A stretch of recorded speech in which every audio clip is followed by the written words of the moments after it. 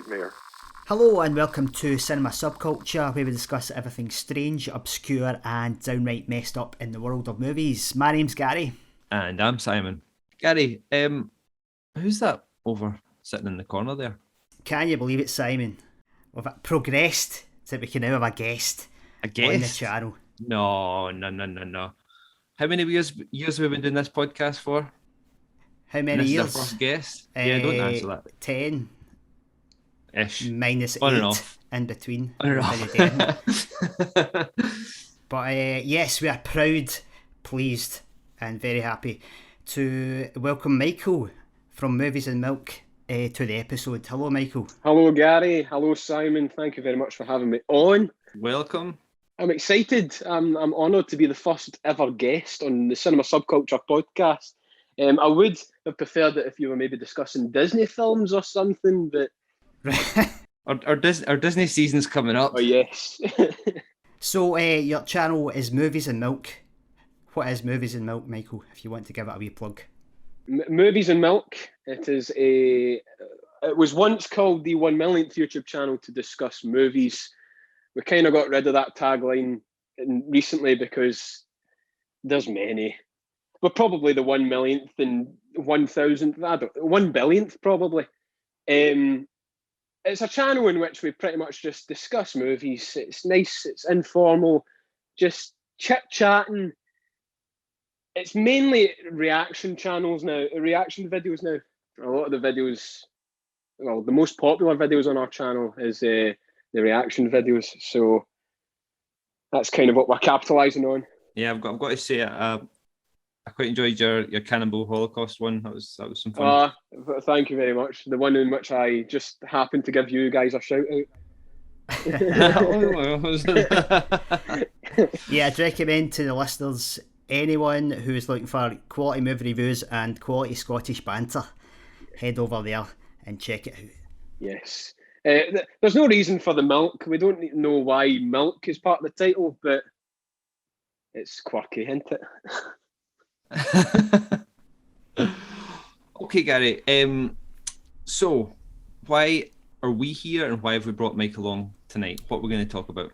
So, released in 1977, Eraserhead, directed by David Lynch, tells the story of Henry, a young man dealing with the unexpected birth of his first child and the distressing chaos of the world around him. Blending horror, sci-fi and melodrama, the film relies upon surrealist and nightmarish imagery and established Lynch as a daring and idiosyncratic American filmmaker. Yeah, we've got a bit of a Lynch thing going on just now, with Blue Velvet in this. I'll keep it kind of brief just to say that at the moment that this was my first viewing of the film. I had never seen it before. It's the same with me. Right, so you hadn't seen it either. Oof. Don't know where to start. I was not expecting what I got in this film. I don't really know what I was expecting. I know we chatted last time with Blue Velvet, about when Lynch kind of came into his own, his Lynchiness. But this was like, it's so strange to see him so potent in this first feature film, and the kind of themes and the kind of filmmaking techniques that he uses. So early, as I say, as his first film, it kind of blew me away a little bit, to be honest with you. I'll let Mike have a wee word now. I don't know where to begin with this. I'd heard of Eraserhead for many years. It was sort of circulating around my secondary school. I went to secondary school back in like 2009 or something, just to make you guys feel old. It was it was one that I heard alongside like Human Centipede and a Serbian film as being one of those fucked up movies, and I was surprised that this film wasn't as grotesque as those other films are, but it is certainly very strange and very unique. And my God, I've not been able to get some of the images out of my brain. I watched the film, I want to say exactly 24 hours ago now, and I want to say that I know the film word for word now. It was whirling around in my head all night last night. I was surprised by the structure of the film. There is a structure to it. I thought it was just going to be one weird thing after another, but there is a very loose plot line in there. But there is it's a simple 3-act structure. The only thing that I didn't really understand in this first viewing was the whole title of the film. There's this whole segment where Henry's head is used to make erasers. And I had that. That's when... Seems obvious enough to me. I mean, come on. That's when the symbolism just sort of flew over my head and was like, right, I don't know what's happening now. But yes, a wild ride nonetheless.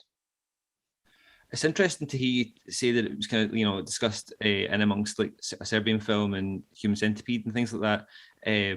Because I mean, I've heard of Eraserhead for many years as well, but I guess I wasn't quite ready for the kind of body horror kind of stuff like that. That wasn't something that necessarily was highlighted to me. In it at all. I mean, I've probably stayed away from it. I tend to try and stay away from films that I haven't seen, from plot wise, so that I'm kind of surprised when I see them.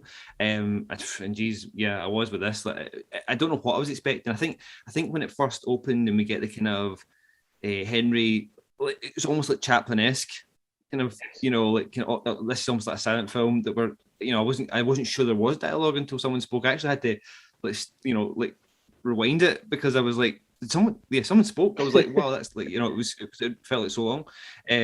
So that was more like kind of what I thought we were getting for the full film. And then when it took the kind of the turns that it took, I just wasn't expecting that at all. I'll throw it back to Gary because you've obviously seen this film a couple of times, Gary. So yeah, my main kind of initial takes on Eraserhead, I think it's when you sort of look over Lynch's career, it's such a bold, kind of daring debut feature, completely uncompromising, a true like auteurist work. Right off the bat, he's not doing anything derivative. He's completely his own man. I also admire, it's completely, you have a lack of plot exposition, you've got minimal dialogue, and I think with that very the black and white photography, the extreme blacks, you can get lost in there, but it's also possible you get lost in the actual narrative. What's great about the film, like, you don't really know what is going on. It's very hard to follow, where does a dream start, where's reality starting. You're on the first act, you can get a grip on the kind of handle on the story. Then sort of as the film progresses, sort of lapse into these dreams upon dreams, fantasies, this sort of windingness through the dark. And it's really hard to grasp on where a dream starts and ends. Which is something I really admire about it. So yeah, as an overview of Lynch's career, I think it's interesting how his two most extreme works kind of bookended his career, Eraserhead and Inland Empire. His two most obscure, inscrutable works. But yeah, what a debut. One to really establish Lynch as a forbidding filmmaker. I think if we were to talk about possibly things wrong with the film, you could argue it's maybe, is it too much auteur? Is there too many ideas? Is it too much, just a guy inside his own head, lacking a kind of narrative discipline? Arguably, but maybe that's part of the fun of it, because I think you do kind of, there was times when I was watching it, I was slightly checking out a wee bit sometimes, but I think that's part of the sort of fun of it. It's just like, it's an experience more than you have to follow the story beat for beat. Yeah, it's not the kind of film you want to walk out the room for a couple of minutes whilst it's on and come back and try to figure out what was happening. Where to go? It's the perfect film to watch in the dark with surround sound. I was watching it on my big living room telly with the sound bar on, projecting the fantastic sound design, and just allowed me to get lost into it and started freaking out. Surprising, Michael, you were saying how you found the plot quite easy to follow. Is that right? Yes, I had been told what the film was about again, I'd heard it in school. There was theories going about. I did hear theories on what the film was about, so I was able to sort of get some sort of grasp as to what it was about. I just saw it as just being this. Well, obviously, the first act is when Henry finds out that he's got a baby on the way, and then the second act is him having to deal with the baby, and then the third act is him subsequently killing the baby, ridding of the evil. I just see it as a perfect. It perfectly conveys the fears of parenthood. I feel it's got a very, very strong tone to it. Very uneasy, very eerie. You're right. I mean, everything you're saying is I'm on the same page as you. There's something about like how deliberate the performances are in Lynch films. Sometimes, you know, when he goes this kind of abstractly, I'm thinking of like Inland Empire and I was going to bring up like Twin Peaks, like the kind of, you know, end of Twin Peaks season 2, and then in the, you know, the return that they did. Something about the deliberate nature of the way he gets his either how he casts his actors or how he, you know, gets them to perform, that just always mesmerizes me. That there's something that you just can't quite kind of grasp the way they're performing, if you know what I mean. It's so not like any other performances you see in any other film. It's how that he gets all these people to kind of act in that same kind of just slightly removed from reality kind of manner is really impressive. And I mean, the production value in this film and the cinematography and stuff like that is just, it's really top notch. And you're talking about like how dark it is, and it really is. And there's some scenes where you can almost not see anything. It's so dark. But again, you're still like, you find yourself just like gripped in the picture, trying to see what you can, you know. So like you're talking about Inland Empire and Eraserhead, and you know that kind of bookend in Lynch's career, Gary. It's funny. I was thinking again about more like the kind of the Twin Peaks: The Return, and how much tonally like there are like mirrors of scenes from this film into that series, and how it feels like Lynch as a filmmaker, he almost like, it was like he almost kind of evolved and then like regressed a little bit, you know, that way, like kind of what you're saying. But I don't think that's a bad thing, and I don't think it's like, I think it's by choice. You know, I don't think it's a mistake that he's kind of gone back to that kind of the kind of earlier part of his career, and kind of that kind of weird kind of just off kilter tone. But yeah, and also like I was reading about how many films this film inspired, you know, and the kind of like, you know, The Shining and things like that. Kubrick said that this kind of, he used this as a tool, you know, on set even. Yeah, Kubrick apparently told Lynch it was his favourite film. Yeah. I mean, that's, yeah. It's pretty, it is, and I think the narrative is, as Michael said, is like a fairly simple narrative when you step back and look at it. But I love just the logic leaps that you take as I was watching it. Just suddenly like that, you know, Henry and the woman across the corridor, like his neighbor, are just suddenly in some sort of hot tub in his bed. And I didn't even blink twice. I was like, of course they are. Yep, of course. You know, and then like on the stage with the lady in the radiator, like they wheel on, and I'd been thinking it the whole time, because his plant that sits next to his bed, it kind of reminded me of, like, I don't know if, did you both see the Twin Peaks: The Return? No, I've only seen the first season of Twin Peaks. Well, they do a callback to the arm from Twin Peaks, and it's this plant thing with a little kind of head that looks very like the child. But it just kept making me think of that. But then on stage they wheel on like a giant replica of this plant that's been sitting next to his bed the whole time, and you're just like, yeah, of course they do. Of course, that's like, you know, it's just perfect. It's just like, and the kind of, you know, it's almost like you're looking for like beauty in certain things, and it always seems to like subvert it. Like, you know, the lady in the radiator is quite a cutesy character, but he manages to kind of, you know, mess her up a wee bit, and you take it out of you know, a beautiful kind of imagery. Yeah, she seems to have some kind of deformed puffy cheeks. Yeah. Very strange.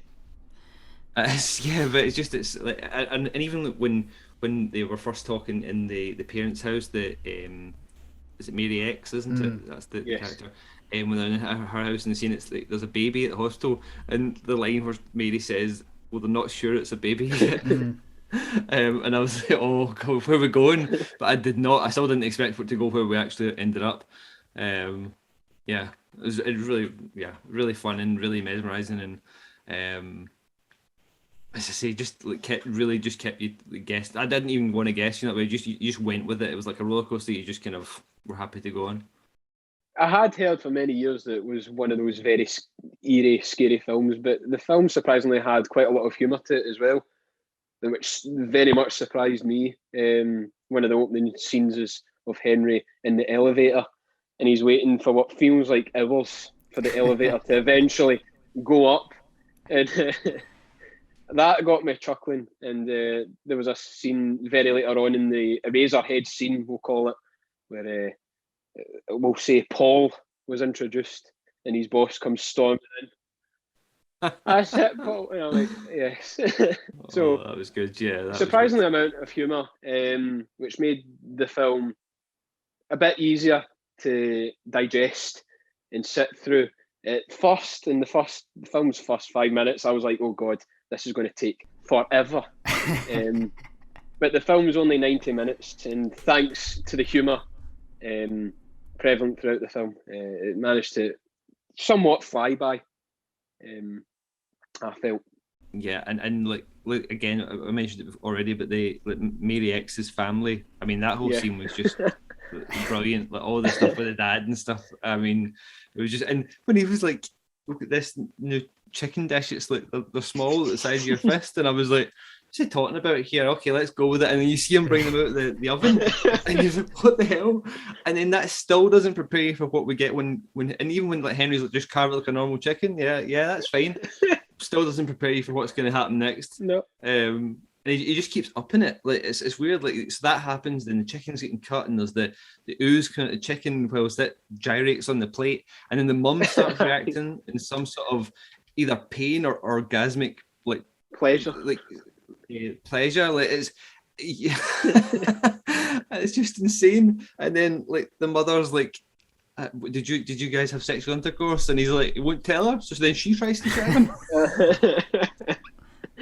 Oh, while the dad's grinning in the dining room table. Oh man, that grin! I was like, how long is this guy going to hold that for? Like, and again, the mum in the kitchen with the grandmother like mixing the salad. Again, it's just so deliberate and kind of why are these people doing like this? Is not like something that he's seen anyone do. I don't, or like it's a pervert. It's like it's an abstraction of something he's seen or experienced, isn't it? It's like that's almost what it's like when the mother asks him what do you do, Henry? Like, and then Mary X starts freaking out and she starts combing her hair. Like, I completely forgot about that scene. Actually. Oh man, it was it's just so like it was just so fun. And then again, I didn't know much about this film going in, so when it started getting a little bit kind of creepy and you start seeing the kind of the radiator and stuff like that, I was like oh like I was almost like, is this a horror film? Like, because I really wasn't, I didn't know what to expect at all. And then the child, and that was just like, oh my God. And then I don't know if they pulled like you remember in Ren and Stimpy when they used to do it, and they did a lot of kind of those Nicktoons back in the day, but when they show someone and someone says they're ill, and then they show like an extreme close-up and it's a painting and they've got like warts over all of them. That was like what they did with the child almost, like because they didn't look like that before, and then did this close-up. Oh, you really are ill. It's like, oh shit. It's just I'd say it was way beyond anything I was expecting. I didn't know what to expect, but it certainly wasn't this. Really, really fantastic film. But the sound design, like you said, sorry, I know I'm talking again, but the sound design, that same thing when I first watched Blue Velvet, when it zooms into the ground at the beginning, it's just so visceral and kind of that puts you on edge, even though it's not creepy sounds or creepy music. It manages to put you on edge and make you kind of like, what's going to happen here? You really get tense. Yeah. And that happened a lot, like the whistle of the radiator and stuff like that. Yeah, sorry. It really did just put me on edge.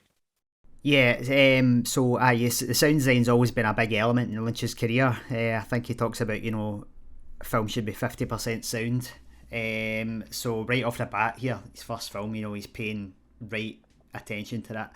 I think that's also so important to create Lynch's world, to make it, to, cement those images, which are uncanny enough already, but just to really give you an unsettling feeling and sort of detach it from concrete reality. Do you still find the film surprising, Gary, having watched it? Well, how many times have you watched the film, roughly? 5. 5 times. I hadn't seen it in a long time. It's a funny one. Yeah, I think the film is strangely it mesmerises you into a lull of not really knowing what's going on. That's my reaction to it, because I watched it twice there in sort of a few days. The second time, I think it is a film that rewards close viewing, because the more you watch it, I think there's a lot of intention in the film, and I think the closer you watch it, you can pull things out that I did miss watching it the first time there. But at the same time, I think it's the kind of the tone and the sort of atmosphere which sort of has quite a detaching effect for the viewer, but it kind of lulls you into this dreamlike state, which is fantastic, really powerful direction. But so it's both, there's detail there to pin out, but it's also a film that kind of puts you to sleep a wee bit, but not in a bad way. But just the power to really affect an audience is notable. I think looking back, could I just say that looking back over the critical reception to the film, I think it's interesting that it didn't get a lot of love when it came out, but over time, critics went, once Lynch became more established and maybe more predictable, people went back to Eraserhead and sort of hailed it as a masterpiece. So probably shocking when it came out, because he was so ahead of his time. I've mentioned a few of Lynch's films, but I think only because we usually mention it when we talk about Lynch, but Mulholland Drive as well. I mean, there's a lot of kind of tone and kind of that. I mean, in essence, what was said about Lynch in the past, which is that he kind of evolved his themes, but they're still kind of the same themes, and that you could say one part of this film that kind of really stands out is that you don't know where it's going to go next, and you kind of it's a lot of it is unexpected, and that's kind of literally in the kind of the twist in Mulholland Drive, where suddenly everything's just not what it seems. I wonder with that, as we mentioned the Blue Velvet a bit, I really just don't know where he gets his inspiration from, if you know what I mean, for those themes. And it's not something, as I say, we mentioned before, that I've heard him talk about that he gets from other filmmakers. But I think he says it kind of tends to be from dreams and stuff like that, isn't it? He kind of takes inspiration, but that's you must not ever get a good night's sleep. It's speculated that this film is largely inspired by the birth of his own daughter, and everything that came with that, the fear of being a parent. And apparently Jennifer Lynch was born with clubbed feet, and she had to have an operation. So there's that whole thing about deformity feeding into it as well. Sure. So Lynch has not said that specifically, but I think that's reasonable. That's really interesting, yeah. But yeah, we could draw that conclusion. One of the things that I was going to say before actually was I love he always tends to have this kind of industrial, kind of dark industrial kind of feel to things, like the opening with the kind of, I don't know if he's a leper or the guy with all the kind of facial warts or something like that, when he's working the levers, which it seems to be Henry ejaculating, to be honest with you, because that seems to be what happens. But and then there's imagery used again with the kind of when Henry's using the little steam bottle to soothe the baby. I've seen that again. That was seemed to be the same kind of imagery in Twin Peaks: The Return when well, Dale Cooper goes to the Black Lodge, right? But like, it's just really interesting. I love that kind of feel, and it's not even it's not steampunk. It's like sub-steampunk. You know that way. It's like, it's almost like a naturalistic kind of industrialism. I can't quite describe it. You know that way. It's like it's as if he uses like machinery to kind of sub in for like things like ejaculating, like natural, like, body functions almost. Or and I find that quite fascinating, and it always kind of that's unsettling a little bit as well. I think when I don't know.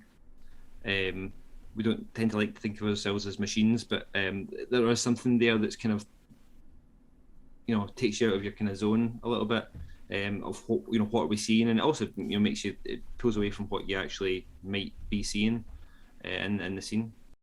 I do think that the film is timeless. That's what I was going to say. The film is very timeless, I feel. Yeah, I was shocked to see that this was 1977, 1978 or something like that. Yeah. In the run up to October, I like watching a bunch of 70s horror films like Carrie and The Exorcist, and those films definitely feel like films that were made back in the 70s, whereas I feel like Eraserhead could have been made last week. Yeah, because it's a Lynch film. I think you're right. I think that tone, he's still doing that to this day, and I think that's kind of, I think you're right. Yeah, great point, man. Like, I think it's always a bit of a question mark, when is a Lynch film set? It takes a lot of influence from the 50s. We talked about that with Blue Velvet. You've got a mixture of 80s imagery, a bit of 50s. It's always kind of not clear cut. So I hadn't thought of that, but yeah, this film does not necessarily feel like a 70s movie, especially that Criterion print, which looks pristine. Oh yeah, aye. Yeah, totally. And it's kind of like, again, what we said in Blue Velvet. It's like this film could have come out now.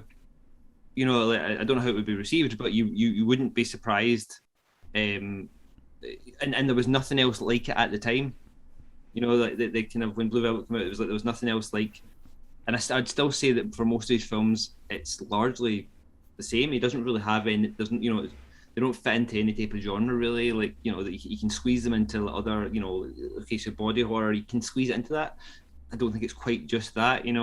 And Blue Velvet's got noir stuff in it, but I don't think it's quite just just that. And I mean, Inland Empire. I mean that's something else again. I think that's not quite any of those either. So yeah, I think that the timeless nature of it that's really interesting. Yeah.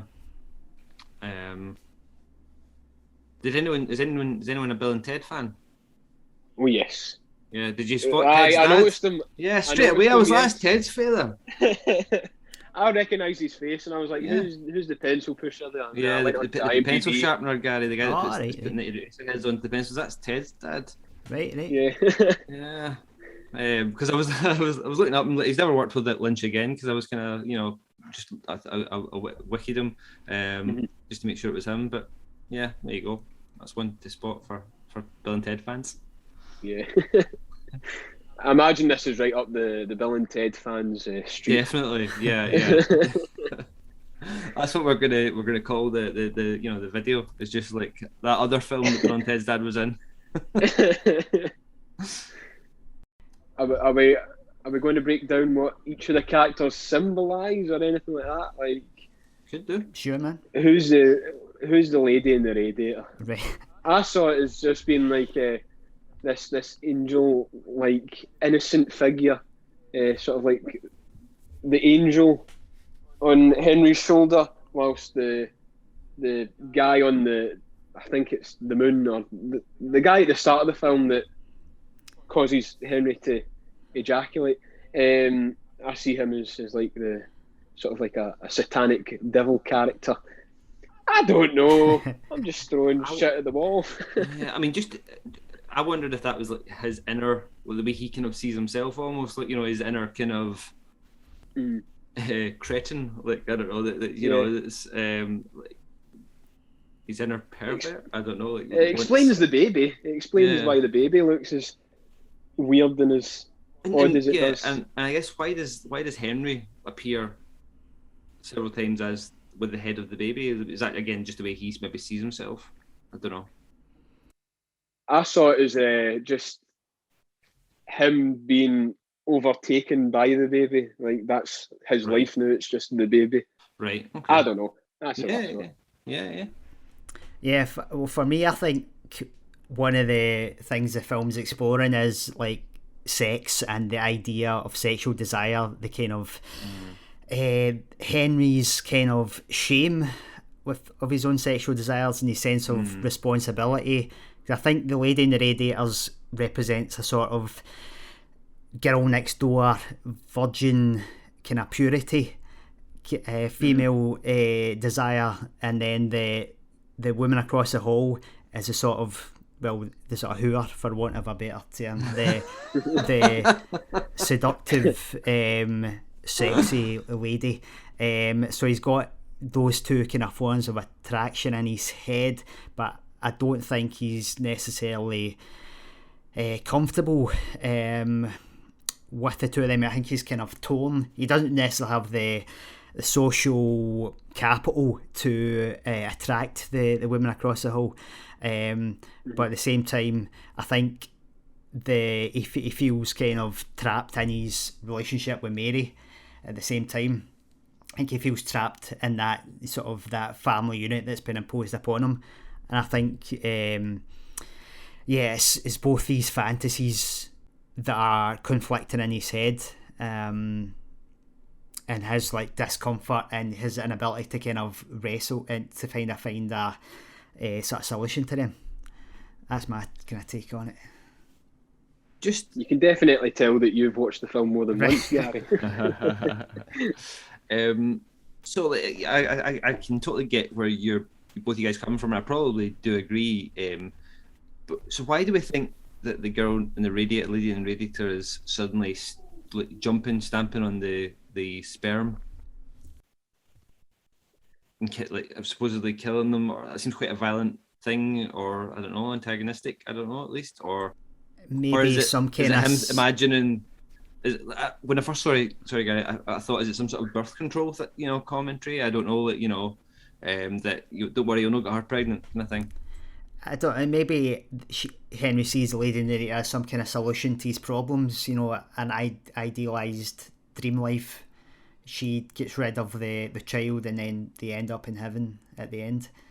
Maybe that's his fantasy of that. Yeah, so final thoughts on Eraserhead. For me, it's a ambitious debut. I love the dreamlike nature of it. You can get lost inside the film. I think it's maybe slightly too overloaded with ideas, but I think ultimately that's part of its charm. Compared with Lynch's, what he went on to later, we see him really refine some of those things he's developing here. But it's an admirable debut. Hello, this is Gary. Thanks for listening to the episode. Just to explain the abrupt cut-off there, we actually recorded an extra 30 minutes of content, but due to a technical error, it was not recorded. So apologies for that, but thanks for joining us on this episode talking about Eraserhead. And if you'd like to check out Michael's channel, head over to Movies and Milk on YouTube. Simon and I will be back soon. If you'd like more of this content, make sure you've subscribed to the channel, like the video and hit the notification bell. Thanks for listening.